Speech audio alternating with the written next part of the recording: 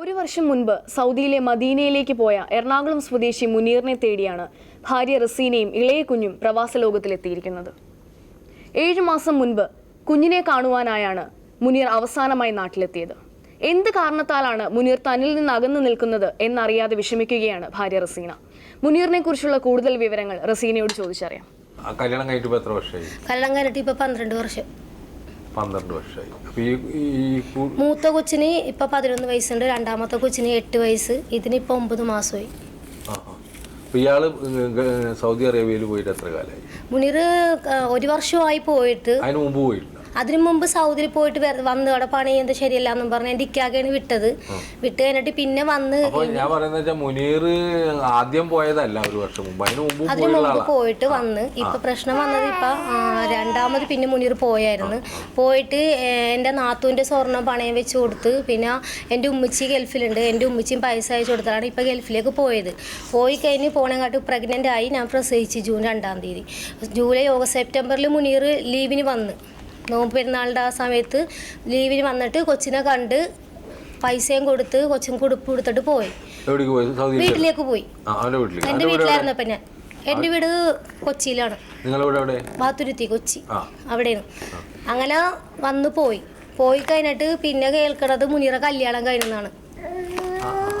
കല്യാണം കഴിഞ്ഞ് രഹസ്യമായിട്ട് പൂച്ചാക്കൽ പാണാവള്ളി രജിസ്റ്റർ ഓഫീസിൽ ഇവർ രണ്ടുപേരെയും കല്യാണത്തിൻ്റെ രജിസ്റ്റർ ചെയ്യാൻ വെച്ചങ്ങനെ ഫോട്ടോ കണ്ടായിരുന്നു. അങ്ങനെ കണ്ട് അതെൻ്റെ ആങ്ങളെ കണ്ട് പിടിച്ച് അവിടെ രജിസ്റ്റർ ചെയ്യൽ നിർത്തിച്ച് കളഞ്ഞ്. കേസ് കൊടുത്ത അന്ന് തന്നെ മുനീർ ഗൾഫിലേക്ക് പിന്നെ പോയി. രജിസ്റ്റർ ചെയ്തില്ല. നിക്കാഹ് കഴിഞ്ഞ് വീട്ടിൽ വെച്ച് മുസ്ലിയാർ വന്ന് നിക്കാഹ് ചെയ്ത് കൊടുത്ത്. അത് ഞങ്ങൾ ആ പെണ്ണിൻ്റെ മഹലെത്തി പോയി ചോദിച്ചായിരുന്നു. അപ്പോൾ അവർ പറഞ്ഞു ഞങ്ങൾ ചെയ്ത് കൊടുത്തില്ല, നിങ്ങൾ നിയമപരമായിട്ട് പോയിക്കോളാൻ പറഞ്ഞു.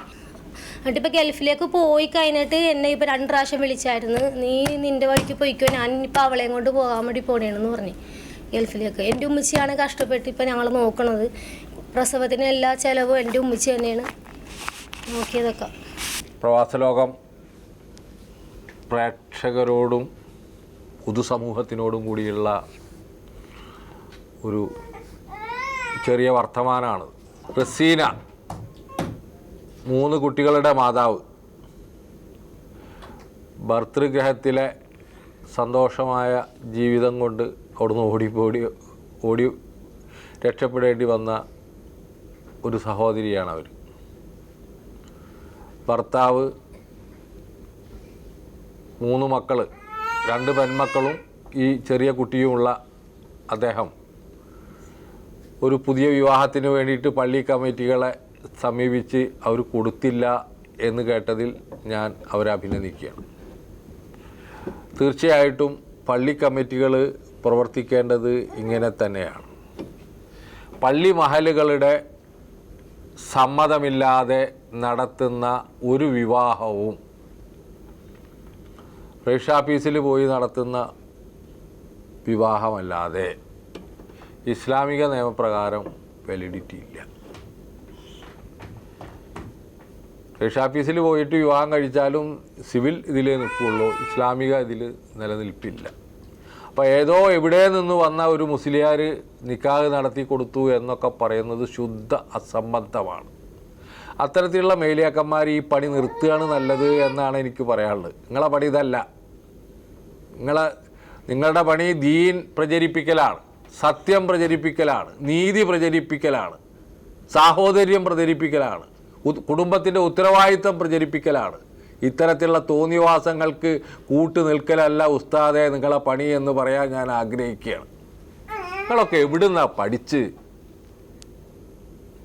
നിങ്ങളാരെങ്കിലും ആടെ നിക്കാഹ് ചെയ്ത് കൊടുത്തിട്ടുണ്ടെങ്കിലാണ് എൻ്റെ ഈ വർത്തമാനത്തിന് ഇതുള്ളൂ. നിങ്ങളാരും അറിയാണ്ട് പോയിട്ട് നിക്കാഹ് ചെയ്ത് കൊടുക്കുക ഏതെങ്കിലും മേലിയാക്കന്മാർ? നിങ്ങളെ പണി അത്? നിങ്ങൾ കേരളത്തിലെ മൗലവിമാരെയും മുല്ലമാരുടെയും ചരിത്രം പഠിക്കണം. മഹാന്മാരായിട്ടുള്ള ഒട്ടേറെ ആളുകൾ ദീനീ പ്രവർത്തനം നടത്തിയ കേരളത്തിലാണ് നിങ്ങൾ നടത്തുന്നത്. നാടിനു വേണ്ടി ദേശത്തിന് വേണ്ടിയ പൊരുതിയ എത്രയോ മതപണ്ഡിതന്മാർ ഉണ്ടായിട്ടുണ്ട്.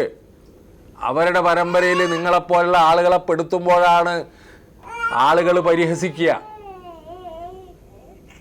കഴുമരത്തിലേക്ക് കയറിപ്പോയ മതപ്രഭാഷകന്മാരുണ്ട്, മതപണ്ഡിതന്മാരുണ്ട്, നാടിനു വേണ്ടി, സമൂഹത്തിന് വേണ്ടി.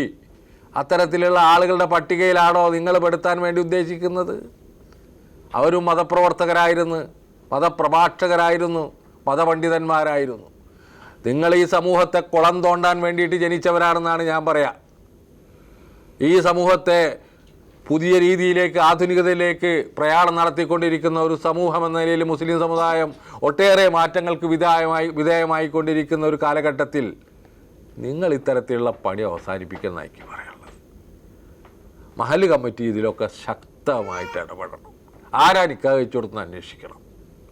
ഈ 3 കുട്ടികളെ, ഈ സ്ത്രീയെ ഒരു പരുവത്തിലാക്കിയിട്ട് എന്താ അതിനുള്ളൊരു നീതി? 2 പെൺകുട്ടികളുണ്ട്, 11 വയസ്സും അല്ലേ? ഇവരെവിടെ പോവുക? ഇവരെവിടെ പോവും? മുനീറ, ഇതൊന്നും ശരിയായുള്ളൊരു കാര്യമല്ല ഈ ചെയ്ത് കിട്ടാം. നിനക്കത് വലിയൊരു കേമത്തരായി തോന്നും. നിന്നെ പറഞ്ഞയച്ചത് ഈ പെൺകുട്ടിയുടെ ഉമ്മ വല്ല അറബികളുടെ ഇവരൊക്കെ ചീത്തയും വാക്കും കേട്ട് ജോലി ചെയ്ത് കിട്ടിയ കാശുകൊണ്ടാണല്ലോ. എന്നിട്ട് ഇത്തരത്തിലുള്ള കുരുത്തക്കേട് ചെയ്യേ. ഏത് കാലത്തോണ്ടോ പടച്ചവനോട് പൊറുക്കുക? പടച്ചവൻ പൊറുക്കില്ല കേട്ടാ. ഈ 3 മക്കളെ അനാഥാക്കിയിട്ട് നീ ഒരു വിവാഹം കഴിച്ച് ഗൾഫിലേക്ക് പോയാൽ അതൊന്നും നീ രക്ഷപ്പെടാൻ പോലുള്ള മോനെ, ഉറപ്പാ. അതൊന്നും ശരിയല്ല. നീ പുനർചിന്തനം നടത്തണം. ഈ മക്കളെ നീ നോക്കണം. അത് നിൻ്റെ ഉത്തരവാദിത്തമാണ്. നിൻ്റെ മക്കളാണ്. എല്ലാ സാമൂഹ്യ നിയമപ്രകാരവും ഈ മക്കളെ നോക്കാൻ, ഈ സ്ത്രീയെ നോക്കാൻ ഉത്തരവാദിത്തപ്പെട്ട ആളാണ് നിങ്ങൾ, മുനീർ.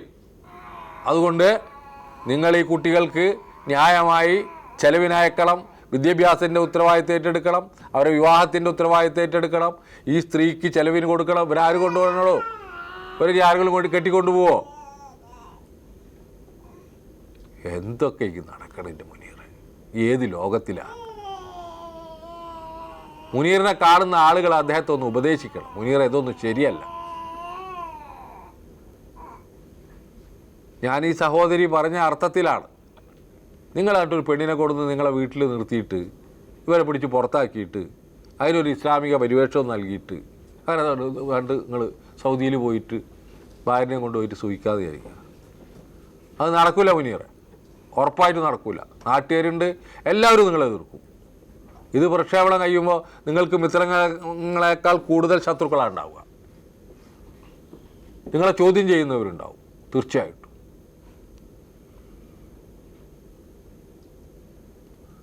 ഞാൻ ഇപ്പോൾ ഇവരോട് എന്ത് പറഞ്ഞ് സമാധാനിപ്പിച്ചയക്കാനാ?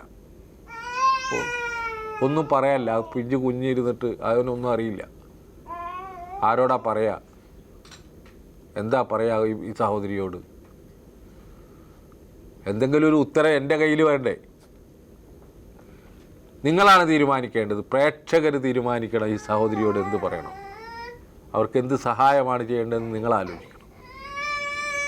ഇത് മാത്രമേ എനിക്ക് ഇവരോട് പറയാനുള്ളൂ. സ്വദേശത്തും വിദേശത്തും കാണാതാകുന്ന മനുഷ്യരെ തേടിയുള്ള അന്വേഷണമാണ് ഞങ്ങളുടെ യാത്ര. ഇത് തികച്ചും സൗജന്യമാണ്. കാണാതായ ആളുകളെക്കുറിച്ചുള്ള വിശദവിവരങ്ങൾ, ഫോട്ടോ, അയക്കുന്നയാളിൻ്റെ അഡ്രസ്, ഫോൺ നമ്പർ തുടങ്ങിയവ സഹിതം ഞങ്ങൾക്ക് എഴുതുക. ഞങ്ങളുടെ വിലാസം: പ്രവാസലോകം, കൈർലി TV, കൈർലി ടവർ, പാളയം, ട്രിവാൻഡ്രം 34. ഞങ്ങളുടെ ഹോട്ട്ലൈൻ മൊബൈൽ നമ്പറുകൾ: കേരളം ഇന്ത്യ, റഫീഖ് റാവുത്തർ 9847920104. ഞങ്ങളുടെ ഇമെയിൽ അഡ്രസ് pravasaloகம்@gmail.com. വീണ്ടും ഒരു ഇലക്ഷൻ വരുന്നു.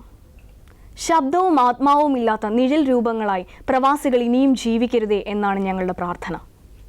നിങ്ങൾക്ക് വോട്ട് ചെയ്യുവാൻ സാധിച്ചില്ല എങ്കിലും പ്രവാസികൾക്ക് അനുകൂലമായ നിലപാടെടുക്കുന്ന രാഷ്ട്രീയ പാർട്ടികളെ വോട്ട് ചെയ്ത് വിജയിപ്പിക്കുവാൻ നിങ്ങളുടെ കുടുംബാംഗങ്ങളോട് അഭ്യർത്ഥിക്കണം എന്ന് ഓർമ്മിപ്പിച്ചുകൊണ്ട് ഈ ആഴ്ചയിലെ പ്രവാസലോകം ഇവിടെ അവസാനിക്കുന്നു. അടുത്തയാഴ്ച വീണ്ടും കണ്ടുമുട്ടാം. അതുവരെ നന്ദി, നമസ്കാരം.